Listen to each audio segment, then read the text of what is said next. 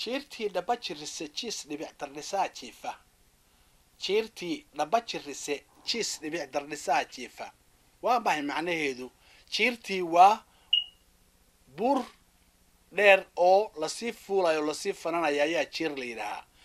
jiirta magaceeduna waa dhaba jirise waa macnaha wadadii hebel oo kale wadadii cali ama wadadii axmed oo kale weeye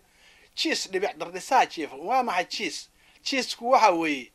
waa sagaar nin ah jiisku sagaarka naagta waxaa la yidhahaa yaca la yidhahaa sagaarka ninka ahna waxaa la yidhahaa jiis dhibic baa dardhisay dhibicda ku dhacday roob baa ku